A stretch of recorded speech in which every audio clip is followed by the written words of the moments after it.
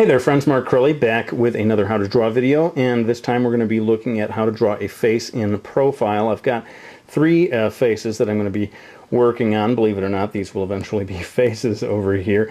The first one a female face, these other two male faces. So let's not waste any time. I'm just going to go ahead and zoom in on this one and see if we can't learn something about drawing a face in profile.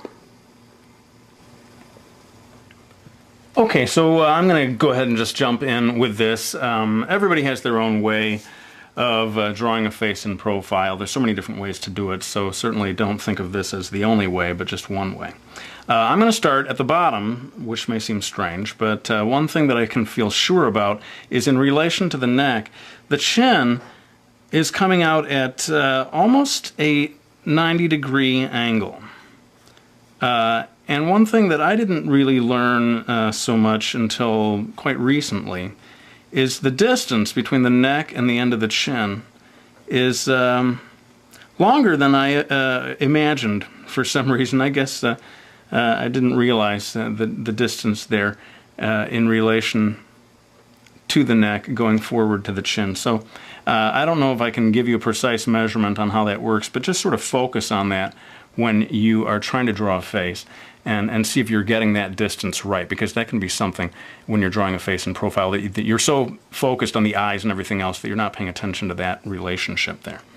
Now I'm going to draw a basic sort of guideline here that's just kind of flat. I don't know if this is even going to show up on the video, but it will eventually be erased anyway. That's just kind of to get me started and figure out where things are going to be.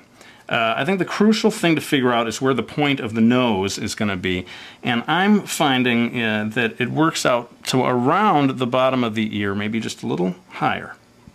And then when you look at the chin, as you've drawn it here, so I'm going to draw a little line here that's sort of where the tip of my nose is going to go.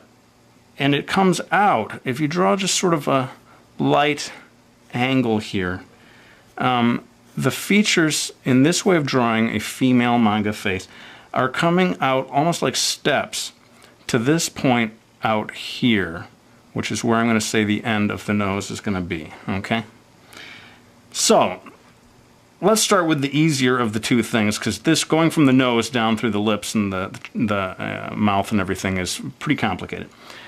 This part up here is maybe a little easier to get hold of. So I'm starting making a line that's going back pretty sharply from that point. And then there's a curve that again comes back, maybe not quite as sharply as that one was pointing in that direction, and then curving up through, hopefully in a graceful way, until you create the forehead here. Okay? So that line, sort of this reverse S-shaped line, is maybe a good thing that I can put in here to begin with and get started. And I'm going to go ahead and erase a little bit of this guideline stuff here, because that was just helping me find the point where the nose goes. Now we move on to the trickier stuff, getting the relationships from the nose down through the chin and the lips and so forth. The nose, the way I'm drawing it here, is not one of these super pointy noses. You'll see one of those a little bit later on. But maybe, again, a sort of a 90-degree angle here as it comes down, sort of an L shape, a reverse L shape. And here's the really tricky stuff when you get down to drawing the mouth, the lips in profile. And you just start to develop a sense of how this stuff goes. I'd say just practice makes perfect on this kind of thing. But the lips in general are going to be a little closer to the nose than they are to the chin. And I think that, you know, that first line that I drew here as a guideline can be helpful. I don't know if every line that you make here from here on out has to actually meet that initial guideline. Maybe just come a little close to it. And let's get to the bottom lip, which the bottom lip is not as angular in profile as the top lip. It's sort of like just a curved shape right there. And then from the bottom of that curve, it pretty much comes again at like a sort of a 90-degree angle down to the chin. So I don't know how helpful that was. This kind of things, other people may have nifty little tricks on how to get all of this in just the right place. I don't know if I do. I think it's more of in my case, more of a matter of practice makes perfect, trial and error, until you get these lines where you want them to be. Okay, so this can be one of the trickiest lines of all. Let's go ahead and get it out of the way. The line of the mouth. You want a sort of a gentle, lightly closed mouth, and it's amazing how hard this can be to do without making the lips look sort of puckered. And again, I'm not a huge expert on this stuff, but it seems to me that one trick is not to have this line go back too deep into the face. It's going back maybe the distance from the front lip here to this line back here. That distance is no greater than this distance between the tip of the nose and the bottom of the nose. So keep that distance kind of short. And then one thing that I will do very lightly sometimes is just indicate a little bit of the bottom of the lower lip, but not outline the whole thing. I don't know if that's showing up too much on video. Let me try to zero in and see if I can show what I just did there with the lip. Whoops. Yeah, I don't know if my camera's powerful enough to get that zoomed in and in focus so perfectly. But that little line right there that's hooking off the bottom of the lip, you don't necessarily need to connect it all the way down in there. In fact, this is just one way of drawing a female manga face. A lot of manga faces will barely even show the lips at all. I'm choosing to do something that's a little bit closer to real human anatomy, just one of my personal preferences. But you'll see when we go over to do the male lips that I'm not defining those lips much at all. And maybe in the future I can do another profile video showing a female character in which the lips are not defined in this way. Let's go ahead and do the eyes, and this is another tricky thing. Make sure that you get the distance between this line here and the placement of the eyes. If you try to put the eyes too close to that line, it's going to look bizarre. What you're trying to do is get back a good balanced distance from that line. I think again we might be able to use this nose, this bottom of the nose distance as a good measuring stick there. And drawing an eye in profile can also be tricky. There's a million different ways to do it. Here's one. I'm making a sort of a, I guess it's an oval, like a half oval here for the actual iris. I'm making one line that's coming back here, kind of at a gentle angle. One more line that comes off the top of the eye here as to indicate the eyelid, which makes this character look very relaxed. And I'm going to go ahead and give her some eyelashes here. You can play around and come up with your own preference for how big the eyelashes is, and I'm just going to put a light hint of the lower eyelashes, lower eyelid. I'm not going to draw the whole thing. Sometimes people will define, put something down here. I'm just going to skip it. I think I've seen some people do this, draw manga eyes in which there is no lower lid at all, and that can be kind of cool. And we're almost there. I'm gonna lightly shade this in. Placement of the eyebrow in relation to the eye, another thing that just sort of comes with time. And the eyebrow is such an important part of showing emotion that you have to be careful, real careful with the angle. This one I'm making kind of like, because her head is sort of tilted down a little bit, it's almost, this line is almost parallel, I suppose, to the line of her head, and then I'm just going to have it taper off and follow along the eye. You can see that with the eyebrow, you know, just even the very slightest little angle will make her look angry. You make it too high, she looks surprised. And again, it's all what you're going for and the degree to which you've practiced to figure out how those angles go. I think we've got maybe enough here. The nostril is something you really have to go easy on. I'm going to just drop in a very light hint of a line here. I think the lighter the better with the nostril. You just definitely don't want to overdo it. And there you go. I mean, I did all that with an erasable pencil. I'm going to go back in real quickly with my trusty Prismacolor, black Prismacolor, to put in a final line. But like I've said before, this is almost like an inking device for me. I'm coming in and just firming up these lines that are already there.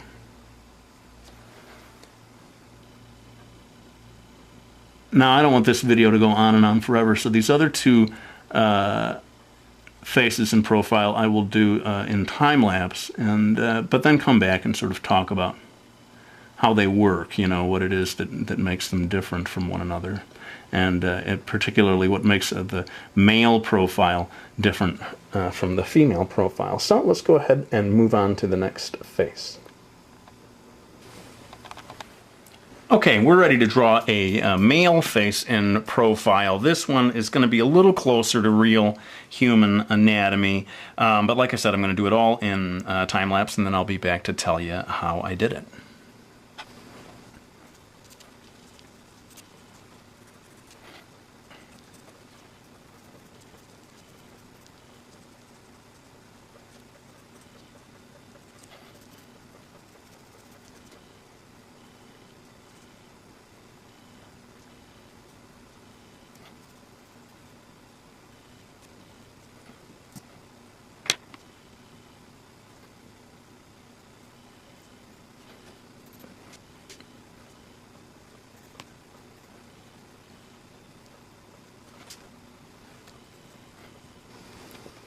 Alright, so you can see that we're dealing with much sharper angles on the male face. I think that may be sort of an artistic exaggeration. I think if you looked at photographs of real male faces in profile versus female faces, I'm not sure that the angularity would be quite so pronounced, but I think it's a good way of sort of cueing to the reader that we're looking at a male character rather than a female character.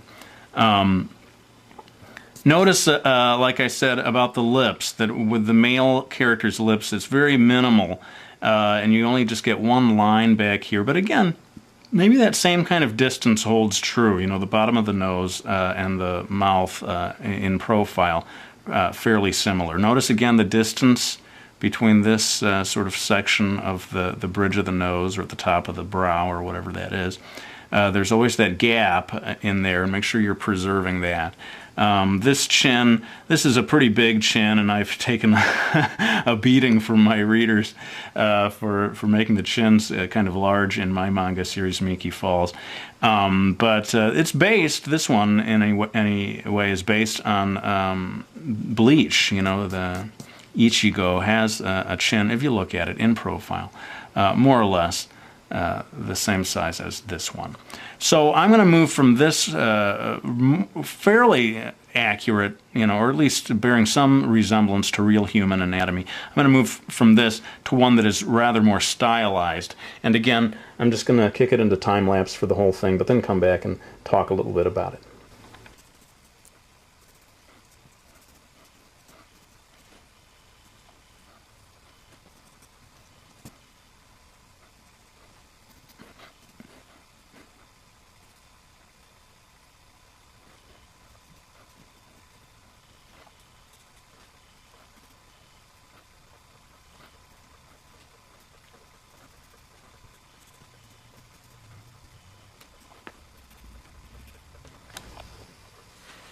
Alright, so this one is a little more exaggerated, and you know, this may be the kind that people like the most, who knows.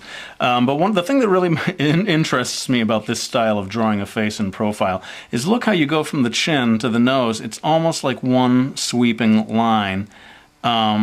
It's very, very subtly broken up around the lip and just dips in ever so slightly to define the bottom of the nose. You know, so unlike real human anatomy, but it works.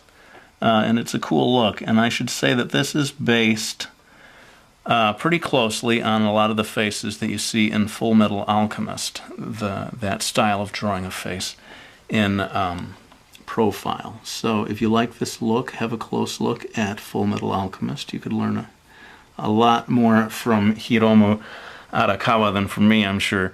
One other interesting thing that I noticed about this is how the mouth is not, strictly speaking, in profile.